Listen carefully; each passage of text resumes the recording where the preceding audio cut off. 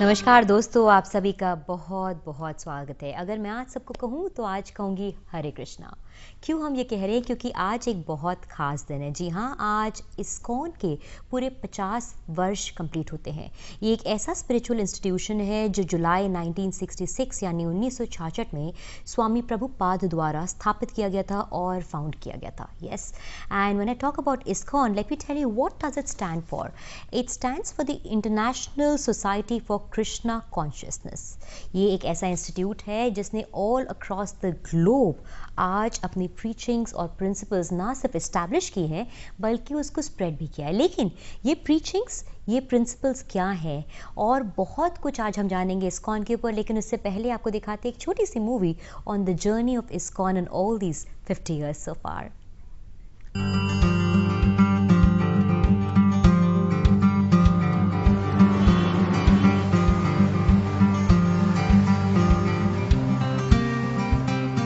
Here we are, 26 2nd Avenue. Very few New Yorkers know the historical significance of this humble storefront. See the sign behind me? It says Matchless Gifts. It was the name of a curio shop that was here in the mid-60s, a name that turned out to be quite prophetic indeed. It's here where an ancient Eastern spiritual tradition took root and expanded throughout the world. This is where it all began, the very first Hare Krishna temple in the West. Take a look around. You can see how small it is. The Swami would come and sit on this end and lecture on the philosophy of Krishna consciousness. Although the Hindu Vaishnava tradition, also known as Krishna consciousness, goes back thousands of years and still has millions of followers in India, it was a very new thing in the West. So, Bhaktivedanta Swami decided to incorporate his fledgling movement, and that happened in July 1966. He founded the movement as ISKCON, the International Society for Krishna Consciousness. When Srila Prabhupada came to this country, he did something that was quite daring, in the sense that his goal was to transplant a very well-established and very authentic and old tradition from India to the United States, to New York City, to the 60s counterculture. I mean, if you look at it comparatively, there couldn't be two more different cultures than these two. Within 12 short years after he left India, A.C. Bhaktivedanta Swami Prabhupada traveled across the globe 14 times, initiated thousands of disciples, established over 100 centers, several farm communities, as well as various charity and educational organizations. But what happened to his legacy after he passed in 1977? Where does his organization stand now, 5 decades after he established it?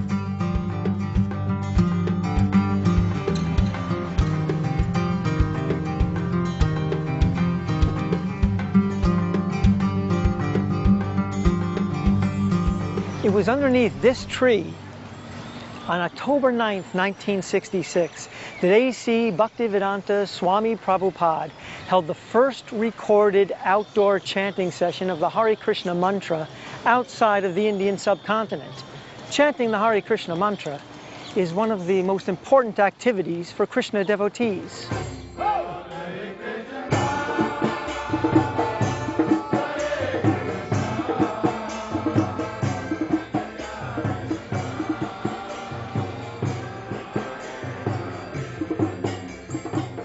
We've got lots of singers here, lots of musicians, and lots of dynamic people who want to share their joy and their happiness and the purity of Harinam, of Krishna's names. And so there are quite a few different initiatives going on. The Harinam itself goes out every day, and that is generally 2 to 3 hours. People from so many countries come here. So you can sing to all over the world when you come here on Harinam.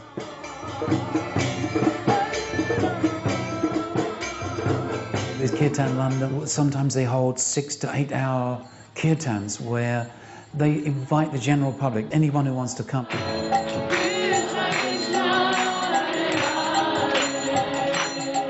I always come to Kirtan to go deep inside.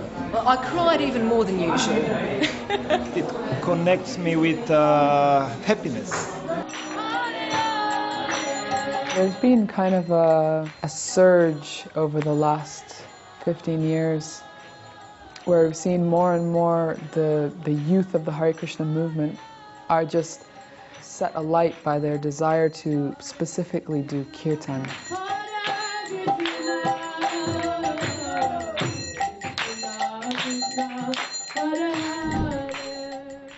After years of planting seeds in the West, Prabhupada returned to India and with the help of his American and Indian disciples started building beautiful temples in the major cities and holy places there. One of his main projects was to build a spiritual city in Mayapur on the banks of the river Ganges.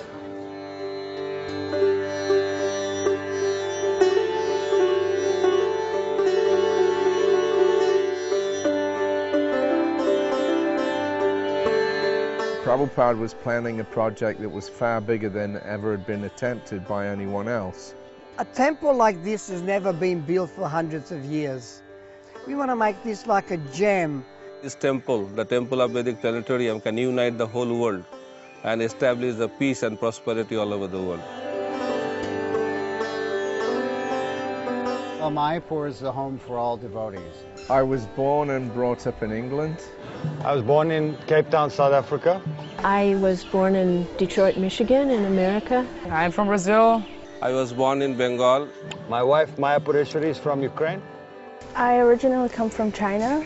We actually had a visitor here once from the UN, and he said, wow, this really is the United Nations here. It's amazing how people can understand each other, although they're so different. We have a oneness on the spiritual platform, and at the same time we recognize the differences. There's variety as well. Mayapur is just a happy place.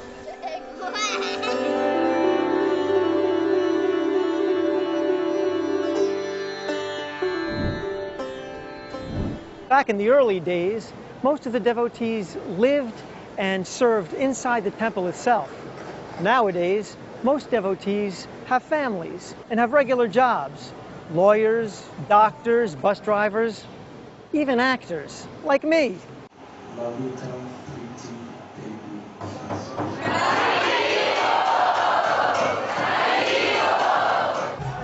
Today is the Ratha Yatra Festival in New York City. Although Prabhupada started his mission here in New York, his teachings have reached almost everywhere in the world now and have been making the kind of impact that, for some places, was unimaginable 50 years ago.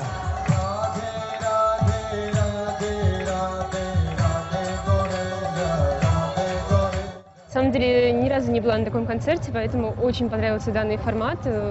Очень много эмоций получила. Я работаю в нефтяной компании полдня, в остальное время фотография, моя профессия. There is no material reasons why this movement grew so much. Definitely grace of Srila Prabhupada and his way of presentation, because so far we distributed millions of his books, probably around 20 million of Prabhupada's books, and people just by reading his books become devotees, become convinced. His presentation is absolutely unique. I was interested in the literature, and I stayed in the movement because there was music. There was something I could connect to, and I could immediately find my role, my place in the community.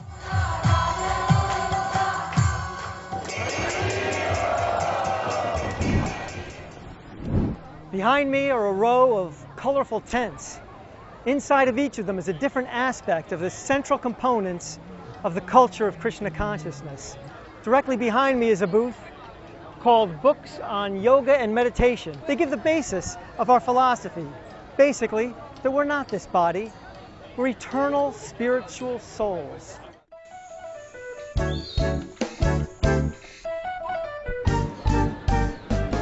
A BBT, ela foi criada por Prabhupada há mais de 50 anos com o intuito de ter documentado, né, o seu conhecimento para poder levar para todas as pessoas, né, aquilo que ele acreditava.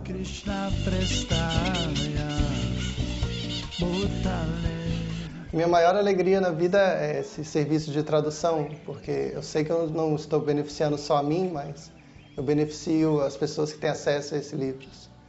E a tradução também tem uma vantagem, algumas vezes eu gosto de escrever também, mas na escrita talvez apareçam as minhas imperfeições, as minhas debilidades, mas quando eu traduzo o livro de uma pessoa completamente qualificada, como os Goswamis ou Prabhupada, eu tenho certeza de que eu estou sendo um instrumento de uma mensagem perfeita.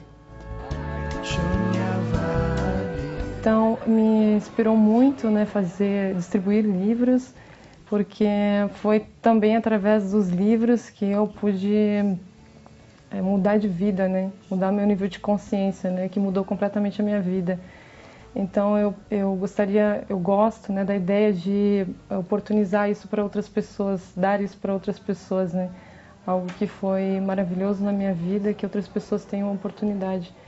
A partir de 2009, em 2009 nós conseguimos distribuir 135 mil livros e desde então a nossa média anual é de 350 mil livros.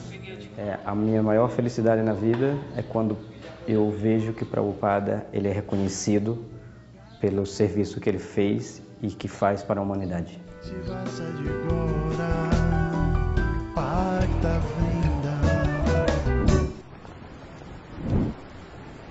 Vegetarianism is one of the most important aspects of a Krishna-conscious lifestyle. Devotees try to cause the least amount of suffering possible to other living beings. This is called ahimsa in Sanskrit. It's the principle of non-violence. Prabhupada and his followers have contributed tremendously to the fact that vegetarianism is much more popular now and has even become somewhat mainstream.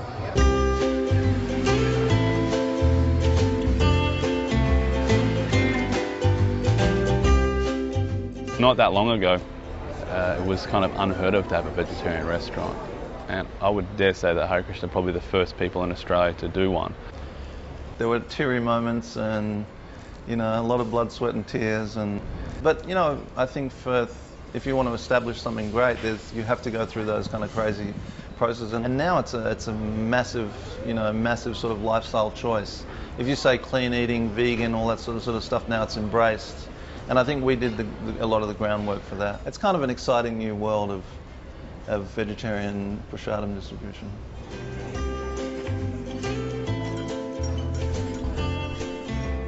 I always eat at Govinda's.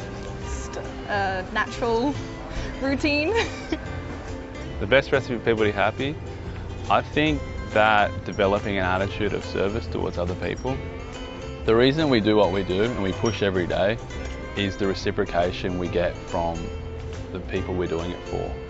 And every day they're coming in, we have people coming in multiple times a day even, and just showering with us appreciation and affection and love.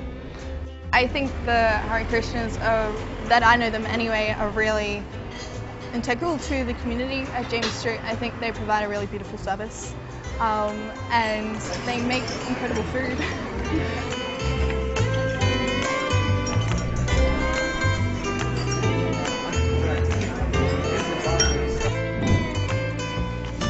Giving out prasadam, or sanctified vegetarian food, is a symbol of love and care, and is an integral part of the ancient spiritual Indian culture. When Prabhupada first started attracting followers, he personally cooked for them and personally fed them.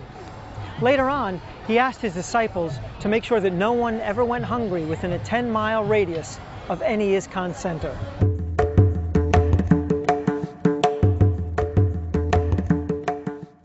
ISKCON Food for Life is the world's largest free food vegetarian program which serves out holistic meals to people all around the world at its different centers. The Food for Life initiative in ISKCON Mumbai started in 1980s and is still going very strong, where a holistic meal is served to people every day, morning and evening.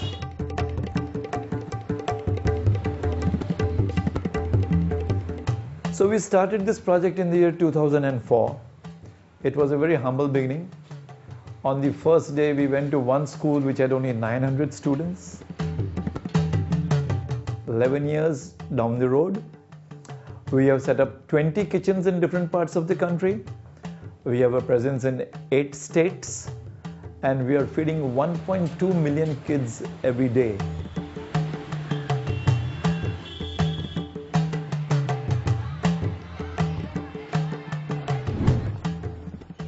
Although he started his mission in a big metropolis, Swami Prabhupada inspired his followers to establish farm communities, leading a lifestyle of simple living and high thinking.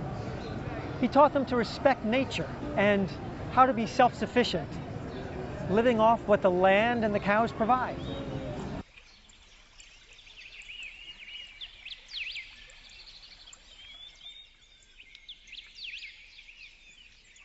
Számunkra a környezetvédelem az nem csak egy jelmondat, amit kiteszünk valahova az ajtó fölé, és aztán meditálunk nap mint nap, hanem mi gyakorlatban az életmódunk a legfőbb környezetvédelmi programunk. A közösségünkben 130-an élnek, és ehhez szükséges zöldséget, gyümölcsöt, gabonát, tejet, tejterméket meg tudjuk termelni. Gabonából több mint 10-szeres túltermelésünk van. At the moment we have around 50 cows and oxen. We have our own water system. So Krishna Valley is completely off the grid. No gas, no water, no electricity is coming in. Krishna Valley has a really great reputation of being the largest sustainable eco-village in Europe.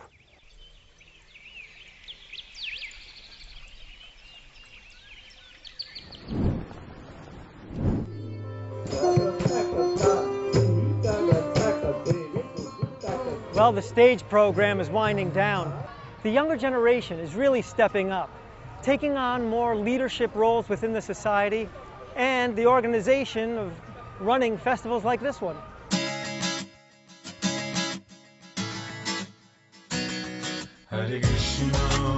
I've always felt that my mission is to be of use.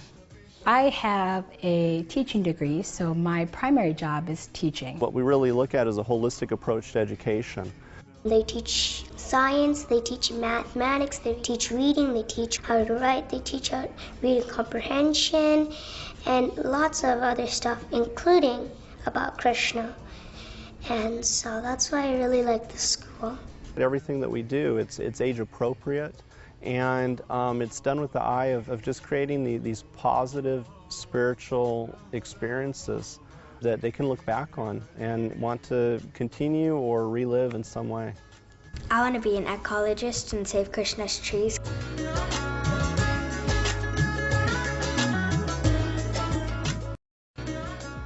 I think ISKCON's contribution to the world around us has to do with the fact that it provides an authentic spiritual perspective on many of the issues that face us in the world today. We live in a world that is technologically very advanced, that is scientifically very accomplished, and yet a world where people are seeking community, they're seeking heart, they're seeking relationships with other human beings, and are seeking meaning and purpose in their lives. And what ISKCON does, I think, is provide the opportunity, provide a pathway to finding that meaning and living it in a day-to-day way that is at the same time connected to our world around us and yet gives meaning and hope for something much greater than we human beings can imagine ourselves.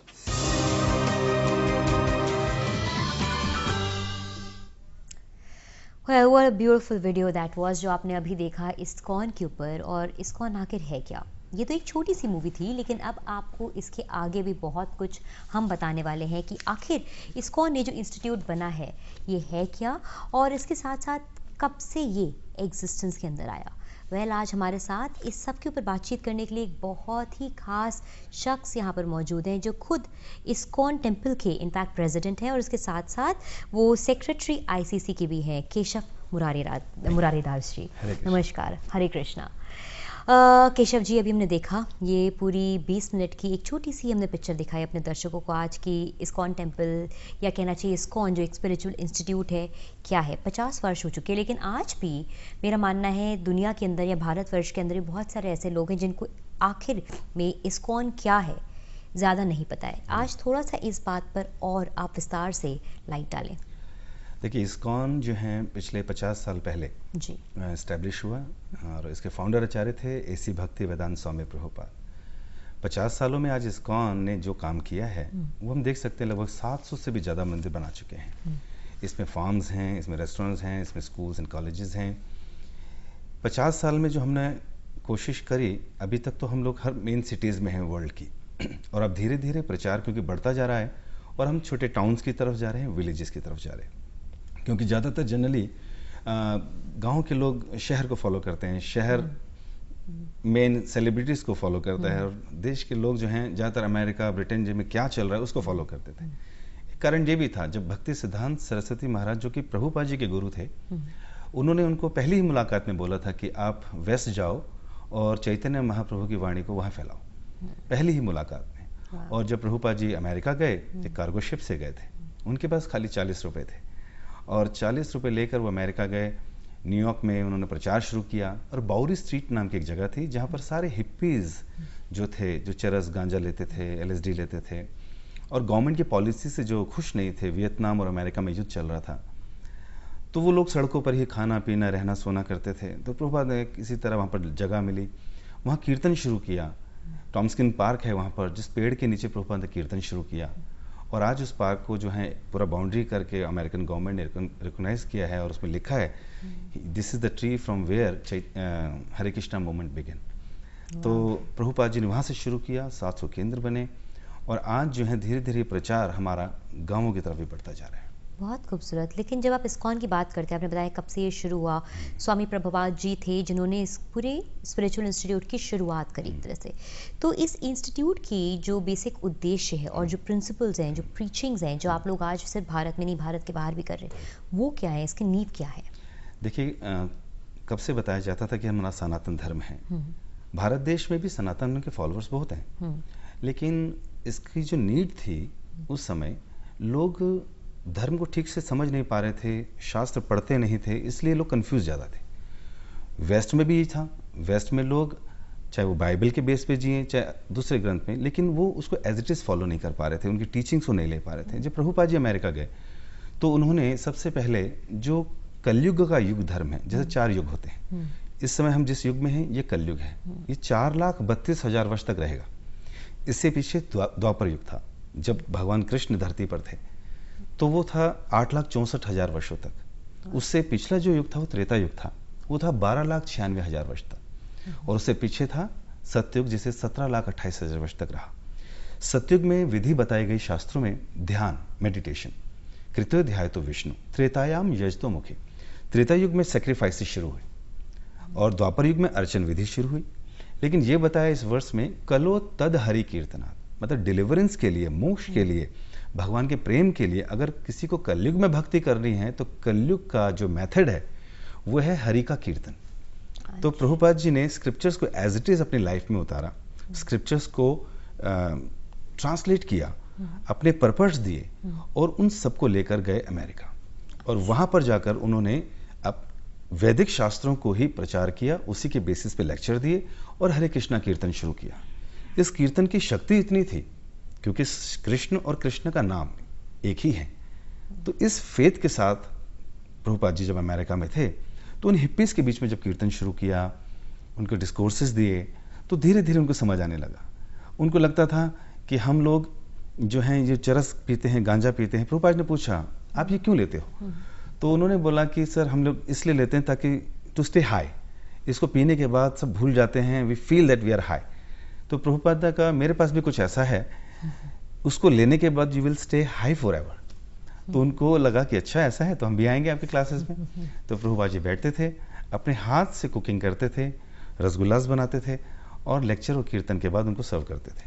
Prabhupada ने इतना struggle किया और उन लोगों के उनको सर्व किया, और धीरे धीरे जब उन्होंने चैंटिंग शुरू की, उन्होंने अपनी गिटार बजाए प्रभुपाद के साथ, कोई ना कोई मृदंग जैसी चीज़ बजाई, और वो कीर्तन करते करते उनको पता भी नहीं चला कि कब उनके हृदय से वो जो कंटैमिनेशन था, वो जो बुरी आदतें थी, वो कब छूटने लगी।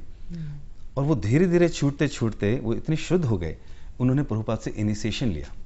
और इनिशिएशंस के भी कुछ रूल्स एंड रेगुलेशंस होते थे, तो उसमें किसी तरह का मीट नहीं खाना, तो वो लोग छोड़ दिया प्रभुपाद जी के प्यार के चक्कर में। उन्होंने इस हरि नाम में इतना टेस्ट डेवलप हुआ कि उन्होंने इंटॉक्सिकेशन छोड़ दिए। अब वेस्ट में इलिसिट सेक्स की बात करें तो ये तो बिल्कुल हो, लेकिन उन्होंने प्रभुपाद जी के इन नियमों को भी पालन किया। प्रभुपाद ने बताया उनको कि जब हम लोग रिलीजन की बात करते हैं तो रिलीजन इन्हीं 4 बेसिक चीज़ों पे खड़ा होता है, जिसमें दया है, जिसमें प्योरिटी है और सत्यता है। ये सब चीज़ें जो हैं ये रिलीजियस प्रिंसिपल्स हैं। और अगर हम लोग मीट ईटिंग करते हैं तो दया खत्म होती है, इलिसिट रिलेशन रखते हैं तो प्योरिटी खत्म होती है, और जुआ खेलते हैं तो सत्यता खत्म होती है। तो इस तरह के रिलीजियस प्रिंसिपल्स जब प्रभुपाद ने उनको बताए तो उनको लगा ठीक है। चैंटिंग शुरू किया, तब तक कोई नियम नहीं था। धीरे धीरे उनका हृदय पवित्र होने लगा, और पवित्र होते होते उनको लगा कि हाँ, हम फॉलो कर सकते हैं। और इस तरह से उन्होंने प्रीचिंग को अपनाया अपने जीवन में, और प्रभुपाद जी के अनुगत होकर उन्होंने भी प्रभुपाद के साथ प्रीचिंग शुरू कर दिया। प्रभुपाद जी ने तो अपने कुछ शिष्यों को ब्रिटेन तक भेजा, और उन 3 कपल्स ने वहाँ पर इतनी सुंदर प्रीचिंग करी कि जॉर्ज हैरिसन, जो कि बीटल्स के एक मेन पिलर थे, वो उनसे आकर्षित हुए, और उन्होंने भी इतने सारे रिकॉर्ड्स तैयार किए हरे कृष्णा पर कि पूरा ब्रिटेन, पूरा अमेरिका, पूरे विश्व में ये बीटल्स के हरे कृष्णा कीर्तन हमेशा नंबर 1 पे रहते थे। But isn't this amazing? मेरे दिमाग में ज़रूर आता है ये बात कि जैसे स्वामी प्रभुपाद जब गए थे तो वो खुद इंडियन ओरिजिन के हैं जी, एंड उन्होंने जब इस इंस्टीट्यूट की स्थापना करी, जहाँ से शुरुआत करी इसकी प्रीचिंग्स की, वो वेस्ट से थी ना कि इंडिया से। ऐसा क्यों? जैसे मैंने बताया कि जब वो पहली बार 1922 में ही मेट हिज स्पिरिचुअल मास्टर, उनका नाम था भक्ति सिद्धांत सरस्वती, कैलकाटा में मिले थे। तो जैसे ही वो अंदर एंटर किए फर्स्ट टाइम, उनका एक फ्रेंड उनको लेकर गए थे। उन्होंने कहा आओ हम आपको एक ऐसे साधु से मिलाते हैं जिसमें सच में कुछ बात है। तो प्रभुपाद जी ने कहा कि मैं कई साधुओं से ऑलरेडी मिल चुका हूँ, मेरे पिताजी घर पे इनवाइट करते रहते हैं, ठीक है ऐसे रहने दीजिए। उन्होंने कहा नहीं, इन साधु में कुछ विशेष बात, आप चलो तो सही। और जैसे ही उन्होंने एंटर किया तो भक्ति सिद्धांत महाराज ने जब देखा कि प्रभुपाद जी आए हैं, उनका नाम था उस समय नरेन, उनके फ्रेंड का नाम था नरेन, उनका नाम था अभय चरण। तो उन्होंने कहा तुम एक पढ़े लिखे शिक्षित व्यक्ति लगते हो, तुम क्यों नहीं चैतन्य महाप्रभु के संदेश को पूरे विश्व में फैलाते? तो वो जो इंस्ट्रक्शन उनको वहां मिली, कुछ समय के बाद प्रभुपाद जी को हमेशा ये इंस्ट्रक्शन ने याद कराया, और प्रभुपाद ने तैयारी की। और उसके बाद 1965 में जब वो लगभग 69 ईयर ओल्ड थे, तब प्रभुपाद जी ने सोचा कि मैं अपने गुरु की आज्ञा को फैलाऊंगा। घर से रिटायर्ड मतलब अपने को वानप्रस्थ लिया, उसके बाद संन्यास लिया, और संन्यास लेने के बाद वो कुछ समय वृंदावन में रुके, बुक्स लिखी, और उन बुक्स को लिखने के बाद उन्होंने एक कार्गो शिप में जो है रिक्वेस्ट करी श्रीमती मोरार जी से कि मुझे एक फ्री टिकट दिया जाए अमेरिका जाने के लिए, मैं प्रचार करना चाहता हूँ। उन्होंने बोला कि आप इस ओल्ड एज में जा रहे हो, वहाँ इतना ठंड होता है कि you will be freeze, you will be die. तो प्रभुपाद ने कहा नहीं, मुझे जाना है क्योंकि मेरे गुरु की आज्ञा है। उनका वो डेडिकेशन देखकर उन्होंने कहा ठीक है आप जाइए। कार्गो शिप में गए, उस कार्गो शिप में उनको सी डिजीज भी हुई, 2 बार हार्ट अटैक आया, 30 दिन से ज़्यादा की जर्नी थी। किसी तरह समहाउ अदर उन्होंने भगवान से प्रार्थना करी, और एक स्वप्न में देखा कि कृष्ण स्वयं इस शिप को चला रहे हैं, और उनका पूरा मेरे पे वो है कृपा है। और जैसे ही वहाँ उतरे, 1 साल के स्ट्रगल के बाद प्रभुपाद जी ने इतना बड़ा मूवमेंट शुरू किया। और किनके साथ शुरू किया? वही कुछ लोग जो उनको हिप्पीज मिले थे। अब वो चैंटिंग करने के बाद दे टर्न इनटू हैप्पी, और उन्होंने प्रभुपाद जी के उस मूवमेंट को ज्वाइन किया, प्रभुपाद जी की पूरी मदद करी। और इस प्रकार धीरे धीरे प्रभुपाद ने अपने 11 से 12 साल के प्रचार में पूरे विश्व का 14 बार भ्रमण किया, और लगभग अपने इन 12 साल के प्रचारों में 108 मंदिरों का निर्माण कर डाला। क्या बात है, पूरे विश्व का उन्होंने चक्कर लगाया कम से कम 14 बार, जो बहुत बड़ी बात है अपने आप में। लेकिन एक नाम और मेरे जहन में आता है, वो है चैतन्य महाप्रभु। स्वामी आपने अभी बताया जैसे स्वामी प्रभुपाद थे जिन्होंने शुरुआत करी इस्कॉन की पूरी, तो चैतन्य महाप्रभु कौन थे फिर? जी, चैतन्य महाप्रभु के विषय में जानना इसलिए भी जरूरी है क्योंकि कलयुग जो चल रहा है, और हमें कलयुग के आरंभ में ही हमको ये सारे शास्त्र मिले, जितने भी स्क्रिप्चर्स हैं ये भगवान के ही राइटिंग इनकारनेशन व्यासदेव जी ने लिखे हैं आज से 5000 साल पहले। और हमें पता चलता वेदास में और सारे पुराणों में भी अग्नि पुराण, स्कंद पुराण, गरुड़ पुराण, महाभारत और श्रीमद् भागवतम में भी चैतन्य महाप्रभु की प्रेडिक्शंस थी कि ये मायापुर में आएंगे, जो कि वेस्ट बंगाल में होगा, वहां अवतरित होंगे चैतन्य महाप्रभु। प्रेडिक्शन थी कृष्ण वर्ण तुषा कृष्ण सांगो पांगो अस्त्र पार्षदम यज्ञ संकीर्तन पराया यजंते ही सुमित, कि कृष्ण अब फिर से अवतरित होंगे कलयुग में, और कृष्ण वर्ण के नहीं होंगे, मतलब वो काले रंग के नहीं होंगे, उनका रंग होगा गौर वर्ण, सोने जैसा रंग, और वो संकीर्तन यज्ञ की शुरुआत करेंगे, कांग्रीगेशन चैंटिंग, भगवान के पवित्र नामों का जप करना सामूहिक रूप से, और अकेले नहीं आएंगे, अपने पार्षदों के साथ आएंगे। जो कृष्ण के मित्र थे, कृष्ण के जो सखा थे, वो सब चैतन्य महाप्रभु के साथ आए, क्योंकि चैतन्य महाप्रभु स्वयं कृष्ण हैं। और इस युग में क्या धर्म देना है, ये देने के लिए चैतन्य महाप्रभु गौड़ीय वैश्य संप्रदाय में इनिशिएट होकर एक गुरु के रूप में, एक सुंदर भक्त के रूप में आए, और इस हरे कृष्ण महामंत्र का उन्होंने चैंटिंग शुरू किया, और पूरे देश में अलग अलग जगहों पर जाकर उन्होंने हरि नाम लिया और सबको कृष्ण प्रेम दिया। क्योंकि जीवन का जो लक्ष्य है वो केवल आहार निद्रा भय मैथुन कर कर जीवन को जीना नहीं है, ये तो 84 लाख योनियों में हर पशु कर रहा है। लेकिन चैतन्य महाप्रभु चाहते थे कि मैं इस अवतार में आकर वो चीज दे दूं जो अभी तक किसी अवतार ने नहीं दी, क्योंकि भगवान के जितने भी अवतार होते थे उसके पीछे कोई उद्देश्य होता था। परशुराम जी का एक उद्देश्य था, भगवान राम मर्यादा पुरुषोत्तम में आए, इस प्रकार जो भी अवतार हुए वो किसी रीजन के लिए होता था, धर्म की फिर से स्थापना करने के लिए होता था। लेकिन जो चैतन्य महाप्रभु के रूप में आए तो वो चाहते थे कि जो टॉप मोस्ट लविंग अफेयर्स हैं स्पिरिचुअल वर्ल्ड के, क्योंकि दो वर्ल्ड हैं, एक है स्पिरिचुअल वर्ल्ड, एक है मटीरियल वर्ल्ड। मटीरियल वर्ल्ड तो हमें उसकी एग्जिस्टेंस दिखाई देती है, लेकिन स्पिरिचुअल दिखाई नहीं देता। ये बियॉन्ड दिस क्रिएशन है, जहां पर जितने भी भगवान के इनकारनेशंस हैं, भगवान कृष्ण हैं, उनके अंतरंग पार्षद सदैव वहां पर लीला करते रहते हैं। तो जो इस मटीरियल वर्ल्ड में है, जिन्होंने भी भगवान से बिगनिंग में अलग होकर एंजॉय करने की कोशिश की थी, वो जो संसार में आ गए, अब वो चाहते हैं कि हम यहाँ खुश रहें, तो वो नहीं रह पाते। तो भगवान फिर से धर्म की स्थापना करने आते हैं, उन जीवों को अपने से आकर्षित करते हैं और चाहते हैं कि वो फिर से कृष्ण प्रेम लेकर वापस उस धाम में जाएं जहां भगवान उपस्थित हैं। क्योंकि वहां जाने के बाद बताया जाता है, जैसे मोक्ष हम दूसरे शब्दों में कहते हैं, कि वहां जाने के बाद फिर there is no more birth, old age, disease and death, one will never come back. It's a place जहाँ इंसान को एक प्योर ब्लिस मिलेगा बेसिकली, राइट। इस्कॉन की जितनी भी प्रीचिंग्स हैं, आप लोग माने जाते हैं कि आप लोग पूरे दुनिया के अराउंड अक्रॉस द ग्लोब आप लोग बहुत सारे फेस्टिवल्स ऑर्गेनाइज करते हैं, राइट। सबसे पहले हम बात करेंगे आज रशियन फेस्टिवल की। हम अपने दर्शकों को भी कुछ दिखाना चाहेंगे कि आखिर ये फेस्टिवल किस तरह से मनाया जाता है रशिया के अंदर।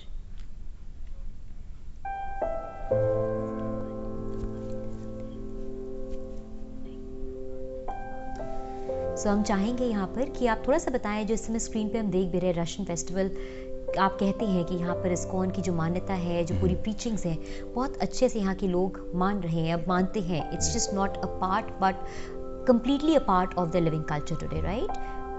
Tell us more about that. आप देख सकते हैं स्क्रीन पर एक छोटा सा फेस्टिवल एक रशिया के अंदर चल रहा है। इस फेस्टिवल में गौर पूर्णिमा का फेस्टिवल मनाया जा रहा है, चैतन्य महाप्रभु का बर्थडे। आप देख सकते हैं कि किस तरह तैयारी की जाती है। लेडीज वहाँ पर पूरे वैदिक संस्कारों का पालन करते हुए साड़ीज में हैं, जेंट्स वहाँ धोती कुर्ता में हैं। जो ये दो डेटीज दिखाई दे रहे हैं जिन्होंने हाथ ऊपर किए हुए हैं, इनका नाम है चैतन्य महाप्रभु जो स्वयं कृष्ण हैं, और साथ में खड़े हैं नित्यानंद प्रभु जो कि बलराम जी हैं। ये कृष्ण और बलराम ही तो हैं जो फिर से कलयुग में आकर फिर से धर्म की स्थापना कर करके, इनको छद्म अवतार भी कहते हैं। ये बहुत ज़्यादा ओपन नहीं था, वहाँ भगवान के जाने के बाद इसकी प्रीचिंग शुरू हुई।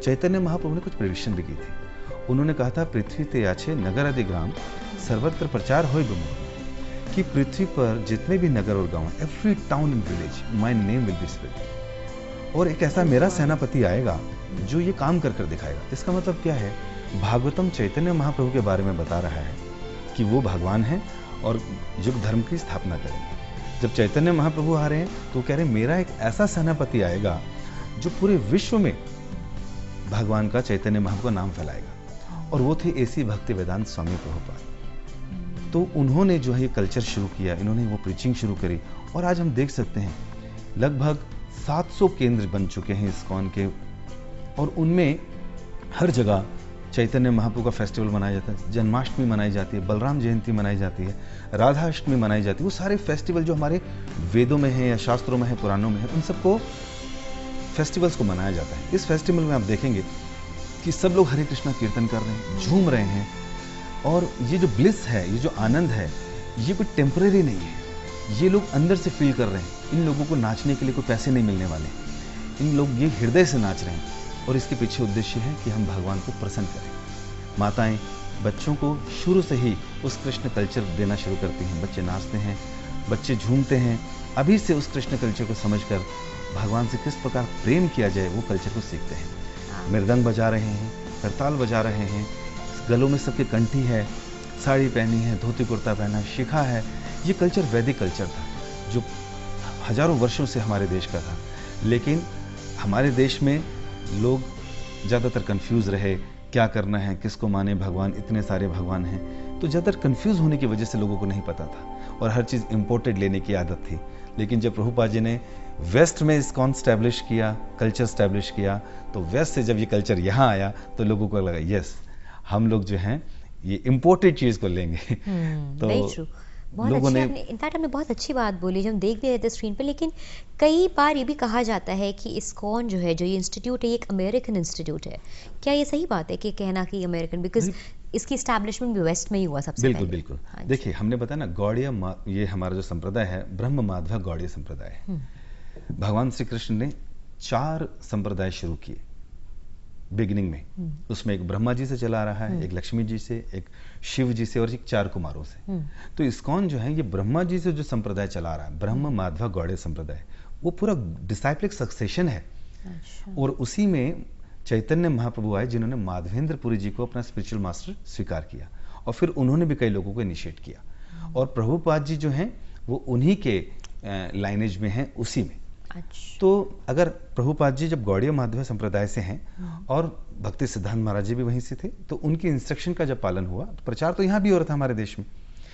भक्ति सिद्धांत सरस्वती महाराज ने 64 गौड़ीय मठों की स्थापना की थी, लेकिन प्रभुपाद क्या किया, जब उनको इंस्ट्रक्शन मिली थी तो वो विदेश में जाके उन्होंने शुरू किया। और विदेश में शुरू करने के बाद, क्योंकि वहाँ पर एक रजिस्टर्ड सोसाइटी चाहिए थी और एक कहीं पर भी टेम्पल खोलना है तो उसके लिए रजिस्ट्रेशन चाहिए था, तो उन्हीं लोगों के साथ मिलकर वहाँ पर एक सोसाइटी फॉर्म की और वहाँ किया। इसके अलावा जिस जिस देश में प्रीचिंग शुरू हुआ, तो उस देश में वहाँ जाकर इस्कॉन को रजिस्टर किया गया।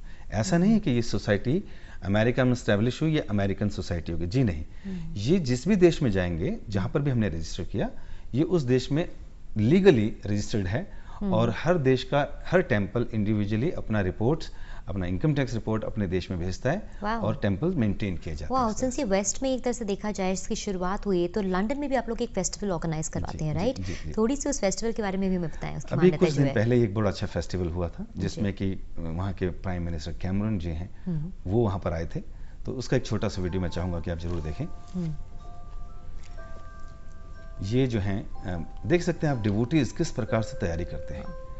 इनका तिलक, इन लोगों के रंगोली बनाना, इन लोगों का वैदिक मंत्रोच्चारण, आप देख सकते हैं। स्कूल है, वहाँ पर स्टूडेंट्स हैं, और प्रभुपाद जी के डिसाइपल्स आज जो हैं इस मूवमेंट को इतना आगे लेकर चले कि बताते हैं, जब प्रभुपाद जी थे तो उन्होंने 108 मंदिरों का निर्माण किया, लेकिन 108 मंदिर के बाद भी प्रभुपाद जी के डिसाइपल्स या वो जीबीसी जो प्रभुपाद जी ने फॉर्म की थी इस्कॉन को चलाने के लिए, वो सन्यासी लोग जिन्होंने अपना जीवन समर्पित किया प्रभुपाद जी के चरणों में, वो रुके नहीं प्रभुपाद जी के जाने के बाद भी। बोला जाता है जैसे भी कभी किसी संस्था के गुरु जी चले जाएं तो संस्था भी धीरे धीरे खत्म हो जाती है, लेकिन ये संस्था प्रेडिक्टेड है। ये संस्था आने वाले 10,000 सालों के लिए इस संसार में रहेगी। आप देख सकते हैं कि कैमरन जी वहाँ पर आए, और ये वही जगह है जहाँ पर हमारा बहुत सुंदर बड़ा मंदिर है, भक्ति वेदांत मंदिर।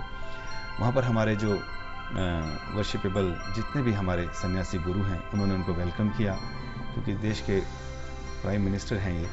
और सबसे अच्छी बात ये रही इसमें कि इनको जब हमने वेलकम किया तो इन्होंने भी जो है अपना एक सुंदर गार्डन जो है प्रभुपाद जी को ऑफर किया, क्योंकि 50th एनिवर्सरी चल रही है और हर देश के प्रधानमंत्री को, राष्ट्रपति को पता है कि आज इस्कॉन कर क्या रहा है समाज के लिए। कई बार लोग पूछते हैं कि सर आप समाज के लिए क्या कर रहे हैं? समाज के लिए हम ये कर रहे हैं कि भगवान के पवित्र नामों को जप कर कर गीता और भागवतम का संदेश लोगों तक पहुंचाकर जो लोगों का भला हो रहा है, कि किस प्रकार वो गलत आदतों से बच जाते हैं, कि किस प्रकार उनके अंदर अच्छे गुण आ जाते हैं।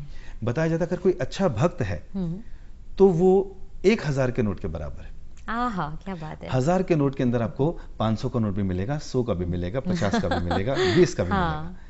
अगर एक डिवोटी है तो उस डिवोटी के अंदर एक अच्छा सिटीजन भी मिलेगा, एक अच्छा फादर भी मिलेगा, अच्छा ब्रदर भी मिलेगा, अच्छा सब कुछ सारे रिश्ते मिलते हैं। हाँ, तो उसके अंदर प्रभुपाद जी ने वो चीज तैयार करी आज, जिसे पारस पत्थर कहते हैं, टच स्टोन जिसे कहते हैं। टच स्टोन को आप लोहे के साथ लगाइए, वो लोहा जो है सोने में बदल जाता है।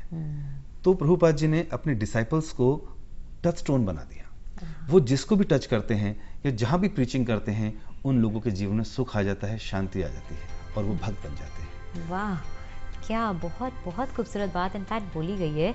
बट आपने बोला कि आप लोग इतने वर्षों में बहुत कुछ करें। In fact it gives me immense pleasure also कि बिकॉज ये एक वेस्ट में इस्टेब्लिश्ड और फाउंडेड इंस्टीट्यूट है आज, जहाँ पर इतने सारे पूरी दुनिया में, देश के अंदर इतने सारे दंगे हो रहे हैं over religion. This is one institute and one religious institute कहना चाहिए, स्पिरिचुअल इंस्टीट्यूट, जहाँ पर आप इंडियंस एंड बाहर के फॉरेनर्स को एक साथ एक ही प्लेटफॉर्म पर देखते हैं, singing one tune. That is also a god and the deity that we Indians tend to follow, जिसमें हमारी आस्था है, वो उस पाथ को फॉलो करे। It's just bringing people across the globe together. आप देखेंगे हमारे देश में जो ब्राह्मणिकल कल्चर था और जो कास्टिज्म था, तो बड़े सारे रिफॉर्मर्स हुए।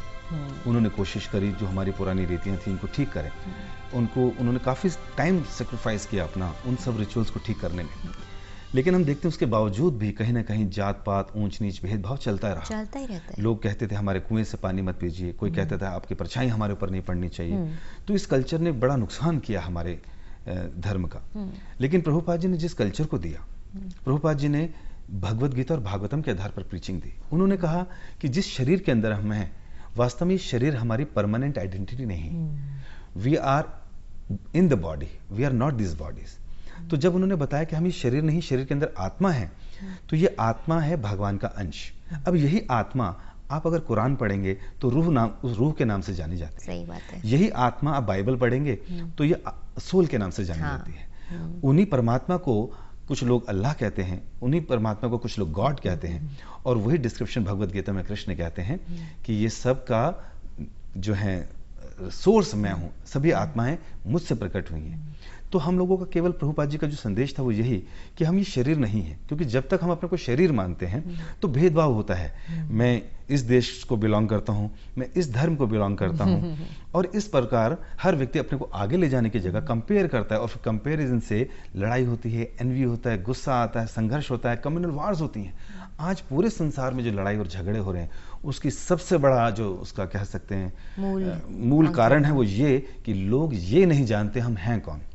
जिस दिन उनको ये भगवत गीता के आधार पर ये ज्ञान मिल गया, इसीलिए हम लोग जो गीता बांट रहे हैं, हमारे फेस्टिवल्स होते हैं, लगभग आज भगवत गीता, भागवतम और जितने प्रभुपाद जी के बुक्स हैं, लगभग 80 से ज्यादा प्रभुपाद ने पुस्तकें लिखी, लगभग 75 से ज्यादा इंटरनेशनल लैंग्वेजेस में ये भगवत गीता ट्रांसलेट की। आज लगभग 60 करोड़ से ज्यादा लिटरेचर प्रभुपाद जी का छप चुका है और बढ़ चुका है। उद्देश्य क्या है इसके पीछे? ताकि लोगों के घर घर तक ये किताब पहुंच जाए, क्योंकि ये लोगों को केवल एक हाथ दूर है खाली लोगों से। जिस दिन लोगों ने इसको पढ़ना शुरू कर दिया तो उनके जीवन में वो सुख आ जाएगा, वो शांति आ जाएगी जिसको सुबह से लेकर शाम तक तलाश में है। ऑफ कोर्स, बहुत अच्छी बात है। अभी हमने इतने सारे फेस्टिवल्स की बात करी जो देश भारत के बाहर आप लोग करते हैं। थोड़ा भारत के अंदर आते हैं, कानपुर में आप लोग एक बहुत माना हुआ फेस्टिवल ऑर्गेनाइज कराते हैं, उसकी भी हम दर्शकों को एक छोटी सी क्लिप दिखाएंगे। साथ ही साथ हम चाहेंगे कि आप भी बताएं कि उस फेस्टिवल की क्या महत्वता है। देखिए, ये एक यूथ फेस्टिवल कानपुर का था, और कानपुर में ये लगभग 8000 स्टूडेंट्स वहां पर पहुंचे। इससे पहले हमने एक बहुत बड़ा प्रोग्राम किया पुणे में, जिसमें 20,000 स्टूडेंट्स पहुंचे, और अभी दिल्ली में भी इस प्रकार के कई और प्रोग्राम्स होने जिसमें 8-8, 10-10 हजार स्टूडेंट्स भाग लेंगे। इस्कॉन केवल पर्टिकुलर एक एज या एक सेक्ट या एक कम्युनिटी के लिए नहीं है। इस्कॉन की टीचिंग्स हर व्यक्ति के लिए है। आज बड़े सारे स्कूल्स हैं, कॉलेजेस हैं, वहां पर हमें मटेरियल नॉलेज मिलता है, लेकिन मटेरियल नॉलेज से लोगों का बेनिफिट नहीं हो रहा है। वो मटेरियल नॉलेज आपको एक जॉब दिला सकता है, एक बिजनेस दे सकता है, कुछ पैसे दिला सकता है कि कैसे खाएं और कैसे सोएं और कैसे अपने जीवन को चलाएं। लेकिन सुखी कैसे रहें, आनंद में कैसे रहें, वो स्पिरिचुअल बुक्स आपको देंगे। अब जो लोग स्कूल और कॉलेज छोड़ चुके हैं, उनके लिए कौन सा स्कूल होगा? तो प्रभुपाद जी चाहते थे कि हम लोग इतने सारे स्कूल्स खोलें, इतने सारे कॉलेजेस खोलें। कौन से? जो स्पिरिचुअल हो, जहां पर लोगों को 5 साल से लेकर अपनी उम्र की आखिरी सालों तक उसमें एडमिशन मिल सके। तो इसलिए जो हमारे टेम्पल्स हैं, जो आज लगभग 700 बन चुके हैं, तो ये टेम्पल्स खाली टेम्पल्स नहीं है। टेम्पल्स का एरिया बहुत कम है जहां पर वर्शिप होती है भगवान की। इसके अलावा पूरे टेम्पल में एजुकेशनल क्लासरूम्स हैं, सेमिनार हॉल्स हैं, म्यूजियम हैं, सो दैट जो कम्युनिटी है, जो जनता है, वो आए और सीखे कि हमारा कल्चर क्या था, सीखे कि भगवद गीता का संदेश क्या था। तो इसमें आपने देखा कि इतने सारे स्टूडेंट्स को जो हम इनवाइट करते हैं या बुलाते हैं, उनमें प्रीचिंग करते हैं, उसका उद्देश्य ये है कि छोटे बच्चों को भी ज्ञान मिले समय से।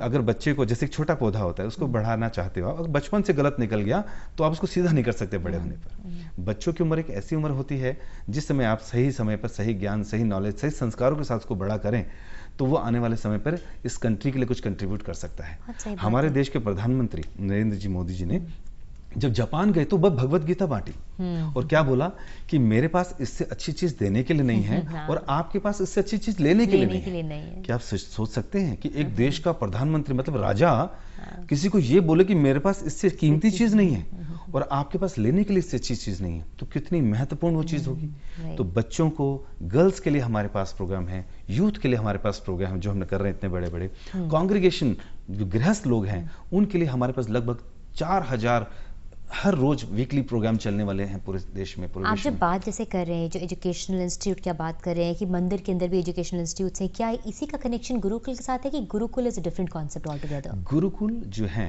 वो एक हमारा वैदिक कल्चर के हिसाब से हम लोगों ने एक मायापुर में बनाया है। अच्छा। इसमें आप देख सकते हैं, इसमें जो डिवोटीज हैं, जो कांग्रेगेशनल डिवोटीज हैं, गृहस्थ लोग हैं, जब उनको इस बात की नीड फील होती है कि संसार में आर्मी लोग मिल जाएंगे, पुलिस में लोग मिल जाएंगे, इंजीनियर मिल जाएंगे, डॉक्टर मिल जाएंगे, बट एक ऐसा भक्त नहीं मिलेगा जो संसार में लोगों को ये बता सके कि सुखी और आनंदित कैसे रहना है। तो वो बच्चों को अपने गुरुकुल में भेजते हैं ताकि वैदिक नॉलेज को लेकर, ज्ञान को लेकर वो लोग उन संस्कारों को सीखें और अच्छे टीचर बनकर अपने जीवन से ये लोगों को दर्शाएं कि सिंपल लिविंग, हाई थिंकिंग क्या है। और अपने इस गुरुकुल में आप देख सकते हैं कि कितना सुंदर वैदिक गुरुकुल ये बनाया मायापुर में। इसमें लगभग सभी देशों के जो हैं बच्चे, हर कम्युनिटी के, हर लैंग्वेज के बच्चे यहाँ पर मिलेंगे आपको। और इसमें बच्चों को जो हैं आप देख सकते हैं धोती कुर्ता में हैं और ये वेदों का उच्चारण करते हैं, यज्ञ करते हैं और इनको बचपन से जो है वो कल्चर दिया जाता है जो हमारा वैदिक कल्चर था। इसके पीछे उद्देश्य ये है कि जो चीज़ बच्चों को बचपन से सिखाई जाए, बड़े होकर वो लोग बहुत सुंदर ढंग से कंट्रीब्यूट कर सकते हैं कंट्री के लिए, पूरे विश्व के लिए। आज संसार में झगड़े हैं, लड़ाई है, उसके पीछे कारण ये है कि सब लोग भूले में रियलिटी ऑफ लाइफ क्या है, सब लोग भूले में पर्पस ऑफ लाइफ क्या है। तो इस्कॉन का एक सबसे बड़ा जो कंट्रीब्यूशन है संसार के लिए वो ये कि आज लोग जातिवाद में नहीं लड़ रहे। इस्कॉन में देखेंगे आप, प्रभुपाद ने कहा कि हमने एक ऐसा घर बनाया है जिसके अंदर पूरा संसार रह सकता है।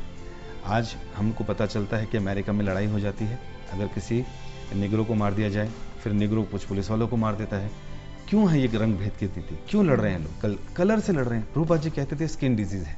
लोगों को ये नहीं मालूम कि हम शरीर हैं कि आत्मा। जिस दिन उसे पता चल गया कि हम आत्मा हैं और बॉडी तो एक कवरिंग है, खाली टेम्परेरी कवरिंग, तो लोग हृदय से एक दूसरे को प्रेम करने लग जाएंगे, हृदय से एक लोगों को रेस्पेक्ट करने लग जाएंगे, एक दूसरे के कल्चर का, एक दूसरे के धर्म का को रेस्पेक्ट देने लग जाएंगे। और यही टीचिंग्स आप लोग गुरुकुल में सिखाते हैं जब आप उसमें रहती हैं? जी हाँ, बच्चे जो ट्रेन होते हैं उसके पीछे उद्देश्य ये है कि वो कल को ऐसे प्रचारक बने, एक ऐसा आदर्श जीवन स्थापित करें जिससे कि वो समाज को अपने आदर्श से, अपनी वाणी से भगवान की भक्ति में लगा सके। आप देख सकते हैं छोटे छोटे भक्तों को जो देख भी रहे हैं, यहाँ पे कोई हवन हो रहा है, ये क्या हो रहा है जो मैं देख रही हूँ? ये बच्चे अपना जो है ब्रेकफास्ट, अपना लंच खुद जो है प्रिपेयर करते हैं।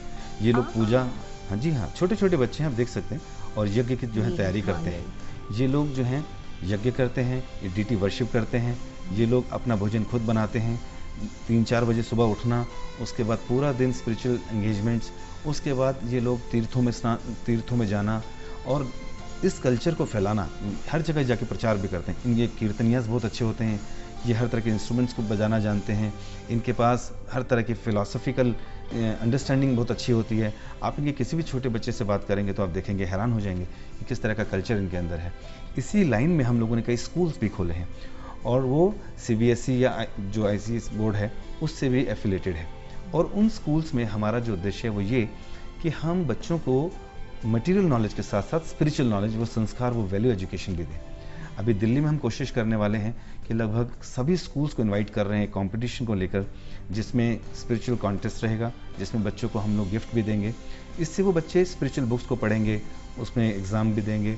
उसके पीछे उद्देश्य है कि थोड़ा सा लोग कल्चर समझें, सीखें कि हम क्या कर रहे हैं, क्या नहीं कर रहे हैं, क्योंकि सारे स्कूल्स में तो हमारी अभी अप्रोच नहीं है। लेकिन जितने स्कूल्स हमको जानते हैं वो लोग अब जब इन कॉन्टेस्ट में भाग लेंगे तो बहुत आसानी से जो है ये जान पाएंगे कि स्पिरिचुअल बुक्स हमें क्या सिखाती हैं, क्या समझाती हैं। इसलिए हम लोग हर तरह के स्कूल में ये कॉन्टेस्ट अभी करने भी वाले हैं। तो उद्देश्य केवल ये है कि स्कूल से ही बच्चों को आध्यात्मिक शिक्षा दी जाए और वैल्यू दी जाए। बहुत अच्छी बात। ये जो सामने हम देख रहे हैं गुरुकुल के अंदर ही, मैं जानना चाहती हूँ जो गुरुकुल का आपका जो पूरा कॉन्सेप्ट है, ये मंदिरों के अंदर आप लोग रखते हैं कि मंदिरों के बाहर बनते हैं ये इंस्टीट्यूट्स जहाँ पे ये टीचिंग्स दी जाती हैं? देखिए, रेगुलर मंदिर में तो हम लोग वीकली स्कूल्स लगाते हैं, जिसमें जो बच्चे स्कूल जाते हैं उनको हम लोग संडेज को बुलाते हैं अपने पास और वहाँ पर स्पिरिचुअल और ये वैल्यू एजुकेशन देते हैं 3 घंटे के लिए, ताकि बच्चों को, शहर के बच्चों को भी कुछ धर्म और सनातन धर्म के विषय में पता चले या वो अपने को ठीक कर सके सारी शिक्षाओं के द्वारा। इसके अलावा इस तरह के वैदिक गुरुकुल हमारे हर जगह नहीं है, कुछ कंट्रीज में है और धीरे धीरे बढ़ेंगे, क्योंकि हमारा उद्देश्य है कि जो इस हमारे सनातन धर्म की विरासत है, जो वैदिक कल्चर है, जब तक ये स्प्रेड नहीं होगा पूरे संसार में, पीस और हार्मोनी की बात करना एकदम फिजूल है। बहुत सही बात, क्योंकि हम देख सकते हैं इसलिए पूरे संसार में झगड़े और वो सब चीजें। जी, और मैं आप चाहूँगी आखिर में चलते चलते एक संक्षेप में आप हमें बस बताएं, आज 50वीं सालगिरह मनाई जा रही है इस्कॉन की, इंस्टीट्यूट की, इस्टेब्लिशमेंट की और जो प्रथा चली आई इनकी प्रीचिंग्स की, इसका सेलिब्रेशन किस प्रकार से होता है ऑल अक्रॉस द ग्लोब? हम लोग कोशिश कर रहे हैं पूरे वर्ल्ड वाइड जितने भी हमारे सेंटर्स हैं, छोटे या बड़े, उन सब सेंटर्स में हम लोग जो हैं, प्रभुपाद जी ने पूरे जीवन में जो किया, उनकी जो उन्होंने जो पाया आज तक हम लोगों ने, इस्कॉन ने क्या क्या कर लिया, वो जनता को अवेयर कराएं कि इस्कॉन क्या कर रहा है समाज के लिए। किस प्रकार हम मिड डे मील्स के द्वारा लगभग 14 लाख बच्चों को रोज खाना खिला रहे हैं, किस प्रकार लगभग 66 करोड़ से ज्यादा बुक्स हम लोगों ने प्रिंट की है और लोगों को बांटी है, किस प्रकार स्कूल मंदिरों से फूड फॉर लाइफ के द्वारा हम लोग बच्चों को फीड कर रहे हैं, आसपास के लोगों को फीड कर रहे हैं, किस प्रकार एजुकेशनल कैंप्स हम लोगों के लिए चला रहे हैं, सेमिनार चला रहे हैं, ताकि वो स्ट्रेस फ्री हो सकें, उन लोगों को जो है वो एजुकेशन दे रहे हैं जिसकी जो अभी तक उनको नहीं मिल पाई। आज बच्चा पढ़ता है, सब कुछ करता है, लेकिन उनको ये नहीं मालूम कि मैं हूँ कौन और भगवान कौन है। ये तो बहुत अच्छी बात कही। मतलब अगर देखा जाए तो आप इन टोटलिटी जो पिछले 50 वर्ष से, उससे भी ज़्यादा 1966 में तो चले ये इस्टेब्लिश और ये इंस्टीट्यूट फाइंड किया गया, पूरी संस्था बनाई गई, लेकिन उससे पहले से जब से चला आ रहा है तब से बहुत खूबसूरत कहना चाहिए आप लोग विचार और उसके साथ बहुत अच्छी बातें या बिलीफ सिस्टम्स जो आप लोग इनकलकेट कर रहे हैं in the living people today, बहुत अच्छी मान्यता है। इनफैक्ट हम चाहेंगे ये बातचीत और आगे चलती आज, लेकिन आप यहाँ पर आए आज, केशव जी आपसे बात करके बहुत अच्छा लगा। उम्मीद रखूंगी कि किसी और समय काफ़ी जल्दी आपसे फिर से मुलाकात हो, कभी आपसे और बातचीत कर सके हम इस्कॉन के ऊपर। आज के लिए बहुत बहुत शुक्रिया। Hare Krishna. Thank you very much. Hare Krishna. तो दोस्तों, आपने देखा किस प्रकार से आज हमारे साथ यहाँ स्टूडियो में आए केशव मुरारीलाल दास जी, जिन्होंने बताया कि किस प्रकार से in the service of God and in the service of humanity is where you can find your true happiness. आपको उसको कहीं ढूंढने की ज़रूरत नहीं है, आप सिर्फ अपनी आत्मा को अंदर से क्लेंस कर लें, अपने कर्मों को अच्छा बना लें और अपनी सोच को प्योर करें। That is all that you need for true happiness. और ये सब बातें अगर आप कहीं भी जानना चाहें या सीखना चाहें तो श्रीमद् भगवद गीता तो आपके पास है ही है, जिसको आप हमेशा पढ़ सकते हैं। इसके साथ आज के इस खूबसूरत एपिसोड से हम आपसे विदा लेना चाहेंगे। आपसे अगले बुधवार फिर से होगी मुलाकात। Till then, have a lovely blessed week ahead. Good bye.